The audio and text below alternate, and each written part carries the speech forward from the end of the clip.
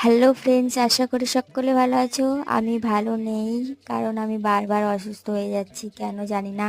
এই কিছুদিন আগে পায়খানা বমি হয়েছিল, সেই জন্য আর কি খেতেও পাচ্ছি না কিছু কিছু ভালো লাগছে না মুখে। আর একটা ডাক্তার দেখিয়েছি, তো সেই জন্য ডাক্তার দেখানোর পরেই একটা ব্লাড টেস্ট দিয়েছে, যাতে লিভার ফাংশনে যদি কিছু হয়ে থাকে, সেই জন্য ব্লাড টেস্টটা করিয়ে নিতে গেছিলাম। ব্লাড টেস্ট করে আসার সময় দেখি পালপাড়া থেকে আসছিলাম, তো সেই জন্য দেখো কত সুন্দর সুন্দর মূর্তি বানানো রয়েছে। তো পালপাড়ায় কাজ হয় এগুলো।